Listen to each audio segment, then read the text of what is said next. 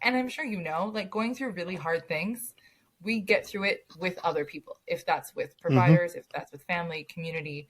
But like the hardest things I've gotten through, I've had those people surrounding me, and it's made a huge difference. And being Yeah. able to find providers is a Hello, everyone. Welcome to the Infinite Abilities Podcast. I am your host, Nick Earhart, and we are here to encourage each other to find our own unique abilities. Let's go. All right, everyone. My guest today is super awesome, and I'm looking forward to this one. So, my guest name is Alenka, and I guess I'm going to start it on that one, but that's okay. All right. Can you tell us a little bit about yourself and how you like to spend your time? Yeah. So I'm Alenka. I'm originally a Canadian. I currently live in Los Angeles. I am a perpetual learner. I'm super curious. I just love learning all sorts of things and go down deep rabbit holes. So, you're warned in advance that might be part of this conversation. I'm okay with that. Yeah, I mean, I could talk about a lot of things. I love food. I have a rescue pup that, she is now well behaved in most circles unless there's a squirrel. But, such as Right. Yeah. So, how do you spend most of your time? Yeah. So, in terms of what I spend my time doing, I really do enjoy working, which has been great in that, I've been able to do some cool things over the course of my career. Bad in that I tend to push it too hard, as some of us might have, experienced. Yep. Yep. Yeah. So right now I'm still working a day job, but I am starting my own company on the side because, it's not that easy to quit, as a lot of us know. But Yep. it's for the first time in my life, every time I work on it, it feels really, it doesn't feel like work. I feel very passionate about it. I'm really excited about it. It doesn't feel like I'm forcing myself to do something, unlike doing the dishes, right? I feel like I'm forcing myself with that, right? Exactly. I know I got dishes to do, and it's just like, I don't want to. Very grateful. A friend was over this morning and did all of them. So the sink is empty is the best thing ever. Okay, well, send your friend to my house. So I would love to learn about your company and what you're doing. Yeah, so I went through a series of health issues in the last couple of years. I was listening to what the doctors were telling me to do, but it just I wasn't getting answers. I was re-injuring myself and not progressing. And this happened over the course of 2 years. I'm at 2 years, a couple weeks ago, actually. And last year, after trying a bunch of other things that the doctor didn't tell me about, I had to do my own research. I realized that with my background in building software, so I've built software for other companies, right? You work for somebody.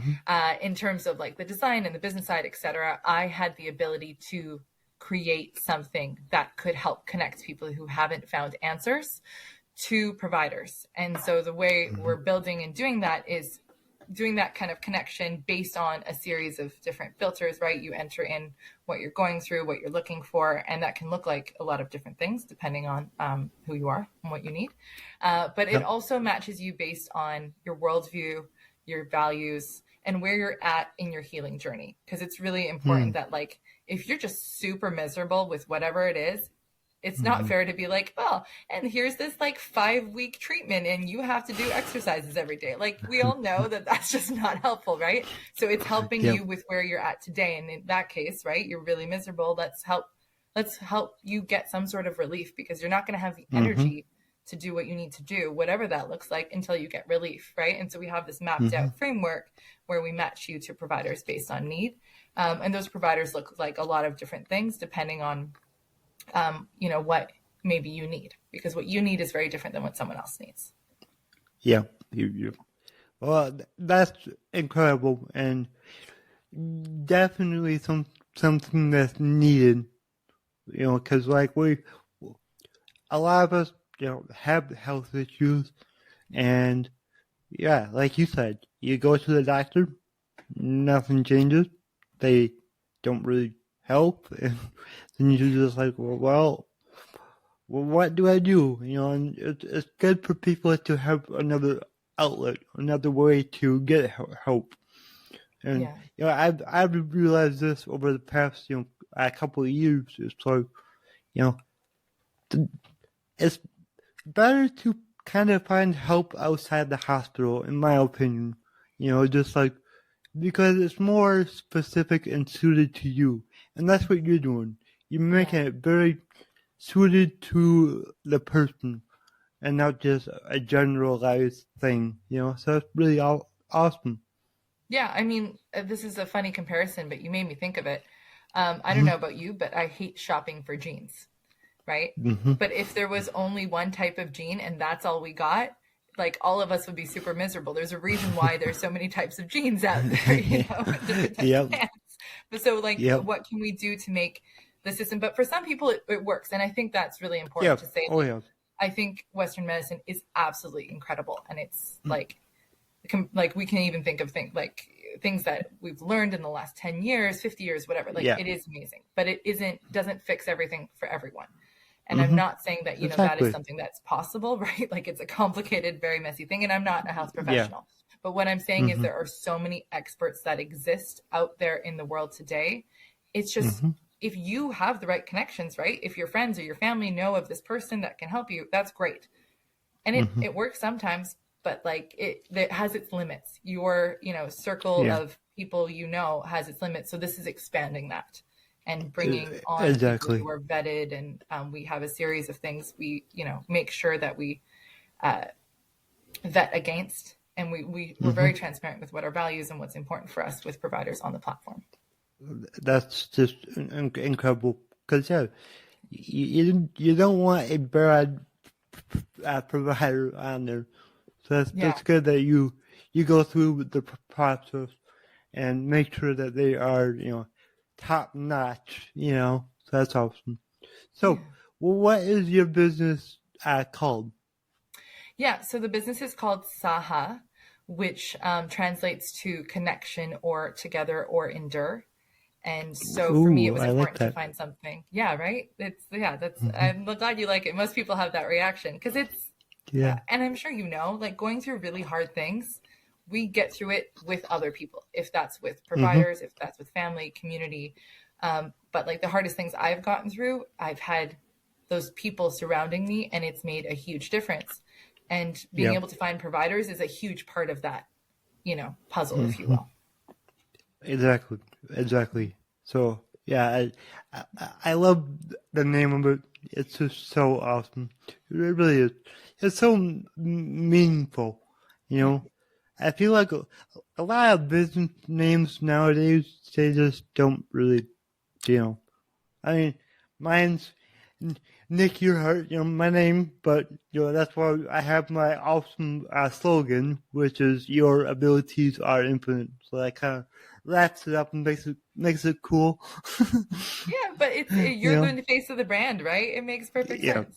Yeah, exactly. And I structured everything around that, and that brand is so important to any business. So it's really all awesome. So how has your journey been so far? Kind of diving into this entrepreneurial journey. Yeah, it's been a little crazy. So for what I am really my genius zone is building products and building things that I see a problem and I'm like, oh, let me solve it for you. I'm the type of person that's almost annoying in a social setting because someone's like, wouldn't this be cool if? And I'm like, yeah. And then I'm like, let's figure it out together, right? That I'm that person. That's awesome. It's fun, but somebody's like, I just want to fly. I'm like, well, we can, play with it. Anyway, it's so for me, that's what I'm best at. And entrepreneurship is so much more than just the one thing that you're really good at. Right. Which can be really exhausting. It's something that I talk about with relation to the providers we're bringing on board, but our goal with the providers is to keep them in their genius zone. I don't know if you've heard that term, right? But that area that you're really good at, and then getting rid of the rest of the administrative tasks, like we take care of that. And for me, that's been a hard balance from an entrepreneurship side, right? Is like, okay, this is what I'm really good at, but I also need to figure out how to do social media because I wasn't comfortable with my face on camera 3 weeks ago. And now I'm, really worked on being comfortable with it. Right. Yep. Like what are like financially, how do we structure certain things from like a investment standpoint? How do you bring on an advisory board and like what does that look like? So many things that like I've never had to figure out. And now all of a sudden, like it's on my plate and I'm figuring it out. So I think it's just been a really fascinating experience in a lot of ways. Yeah. And, I like the fact that you brought up, social media and, being on camera, because that's something that a lot of people struggle with. I did too.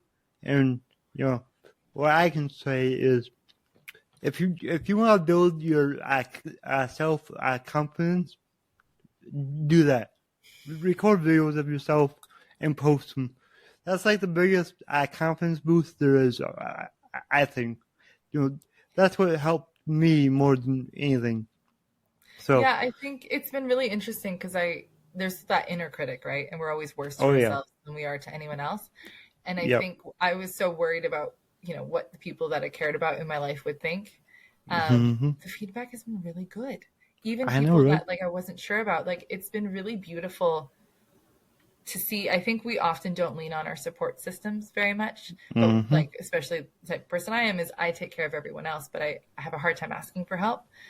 So when I've asked for help now with like, supporting in different ways, I've been amazed at how much people are willing to be there for me. And I think that's something that with like social media, maybe you're like, I can't deal with editing. Like I can figure out the recording bit, but I can't deal with that. Or I can't figure out like the script, what to write, how trending audio works, all of that. There are people in your life, if you asked, who would probably be willing to help you out. Exactly. So yeah, I love how you said that. Lean on your support system. Lean on your family, your friends, the people that have been there for you through everything. It's so powerful. Like my sister Alicia. Hey Alicia, shout out. But she helps me with my social media sometimes. And it's like, especially on TikTok, she's like really good on there. So like, we'll make a fun video, and cause like my videos that I do, they're more education, help you in some sort of way, inspiring. So then we'll do like a cool little video, and then my views just skyrocket because she knows what she's doing on TikTok. And I don't. So, it's so important to reach out to the people that ask for help. It's always okay to ask for help. Yeah. Yeah, I was explaining to someone today, and I said, like, sure, I could build this myself, this whole system, right? Probably take me a decade. Or I could lean on people. I could, be creative with my, my bills and the way I do things and pay somebody to help, right? Like that's... I think it's like for me, these priorities are worth it. I know in some cases it might not be, but I like eating out. I also don't have to, and that adds up. And like I can pay the person that's helping with social media for a whole month if I don't eat out like 3 times. Yeah, exactly. And delegating is so important in business. And most businesses fail within the first 5 years, something like that. And a lot of that is because the owner just has to have complete control over everything. No, it is good to have control, but you also need to lean on your employees so they can, do their job and just allow them to help you, and delegate all the tasks that you don't need to do. Like my first big, task like that is I have over 4 acres of land, and I used to mow it every week. That's 3.5 hours every week. And when I was, starting my business, one day I was just like, why am I wasting my time mowing my lawn when I can pay somebody else to do it? So I sold my lawnmower. It was only a couple of years old. I got rid of it. I called up a lawn care company that I already knew. I was like, all right, it's yours. Just send me a bill every month. I don't want to do it. And it's so freeing. It's just a good feeling when you do that. It's like, wow, I don't have to mow my lawn now. It's just, simple things like that, but they add up because that's, over 3 hours a week now that I can spend on my business helping other people. And that's huge. It's huge. Yeah, I like what you said, that like in your gut, it felt good. Like that is so powerful. Yeah. Yeah, it did. It felt amazing, And I mean, like for me, I missed mowing. That was like my time to think, but it was like, I don't need that.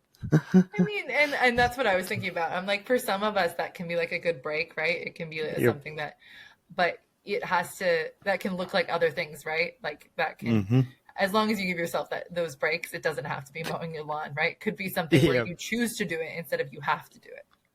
Exactly. So yeah. But like, what does your day look like? Like, how do you let's talk about overcoming challenges, because that's one important in business, is how you handle those challenges. So maybe talk about one challenge that popped up and how you got through it.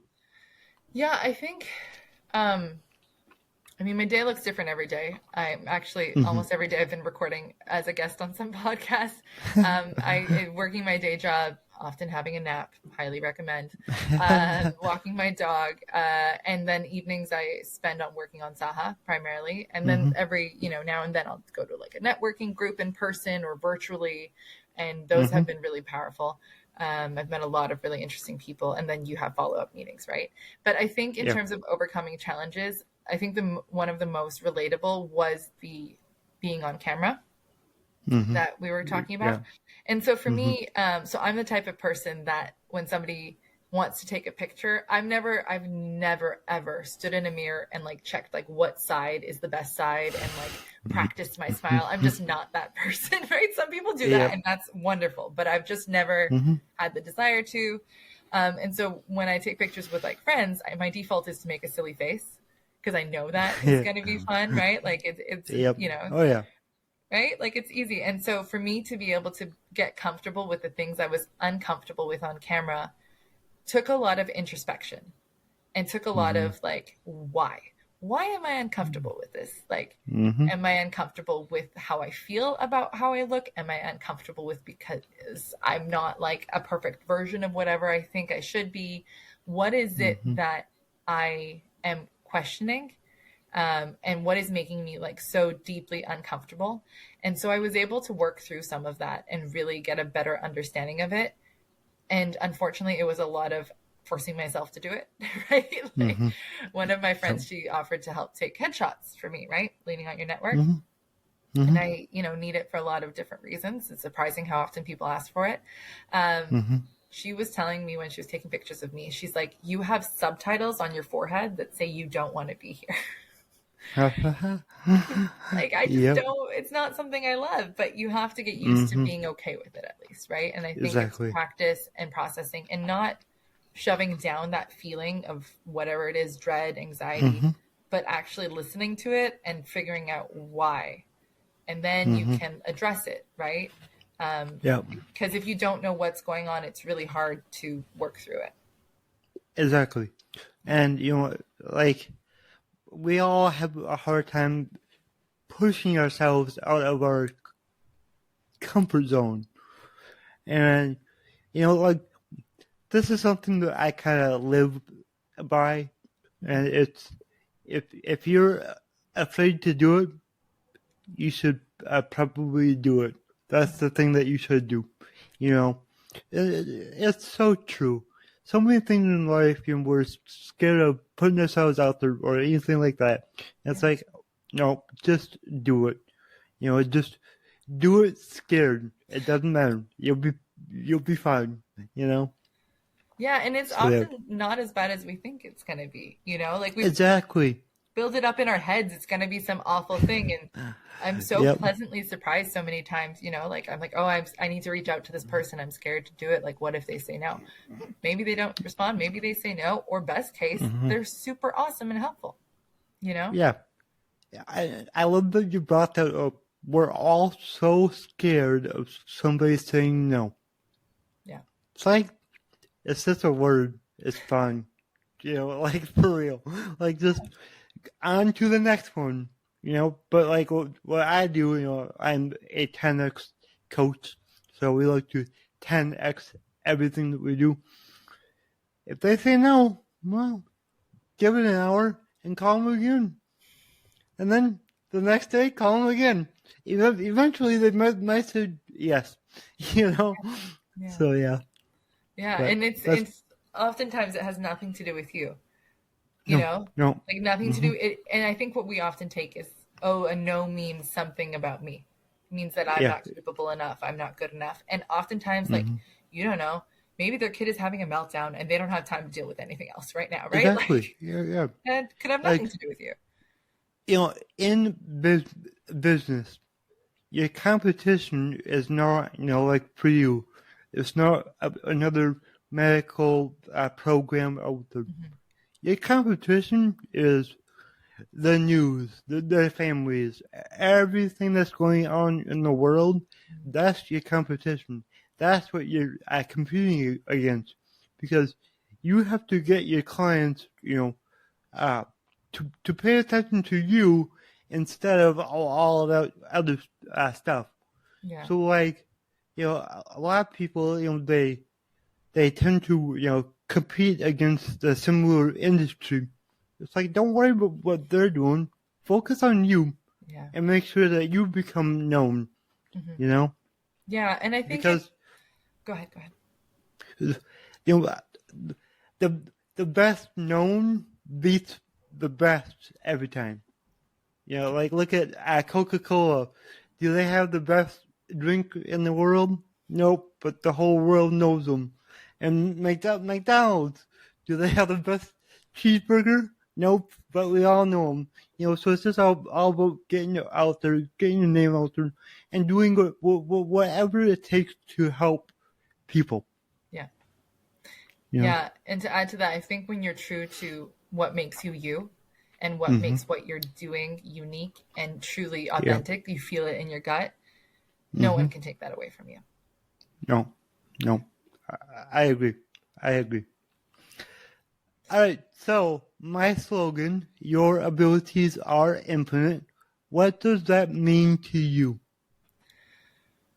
Oh, this is a good one. So I think we always like question what we can do, right? And we question our abilities to do something. And for me, something I've been spending a lot of time thinking about is my mission stronger than my fear of whatever the thing is today, right? Stronger than my fear of saying no, stronger than my fear of being on camera. And it emphatically every time has been yes. What I am doing and what I believe that this company can do and how it can make an impact on the world is way bigger than me being scared to be in front of a camera, right? And so that's where I think if you take that and you multiply it by all the things we're scared of, that's where that limitless comes in.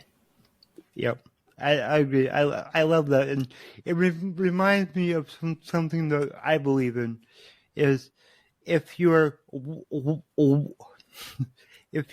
why is big enough, like the reason, the how will reveal itself. Yeah. So if your why is strong enough, the how you're gonna get there, it will reveal itself. And that's what I've seen my whole journey through everything.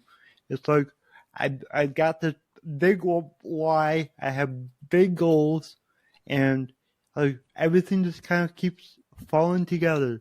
And I mean, as you know, as an entrepreneur, it's like every day there's something that you're like, I don't know how I'm gonna get through that, but you figure it out every time.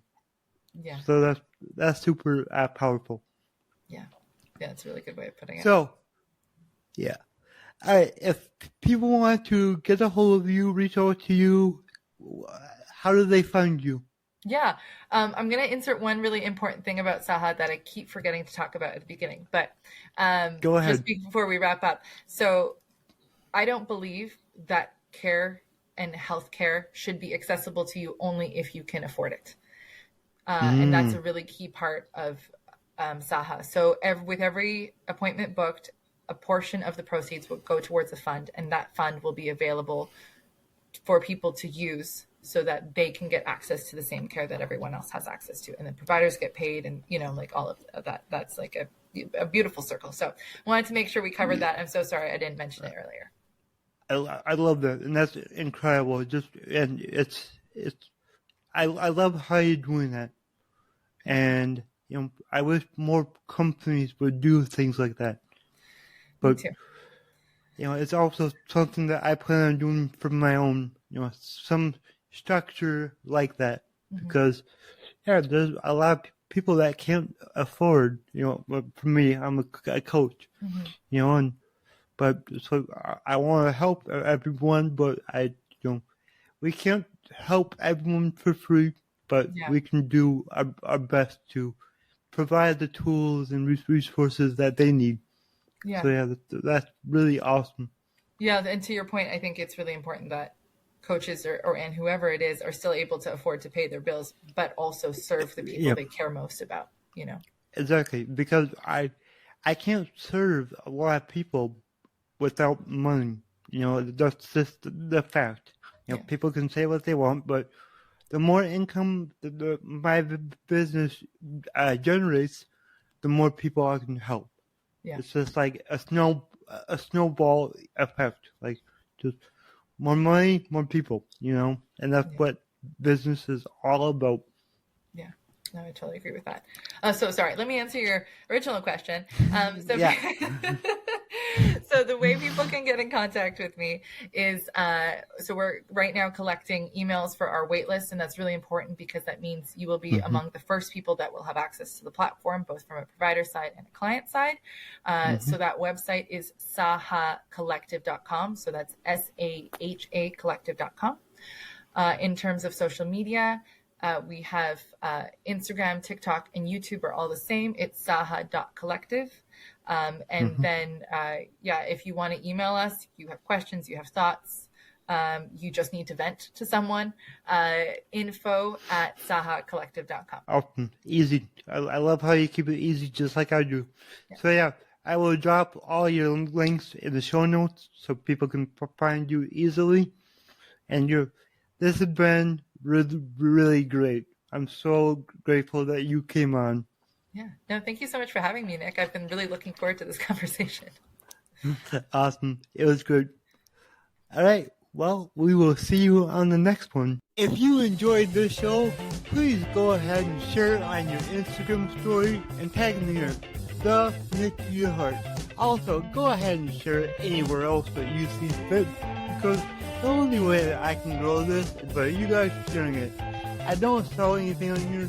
I don't have any sponsors. So let's just get it out there by word of mouth and help more people. Alright, everyone. Remember, your abilities are infinite.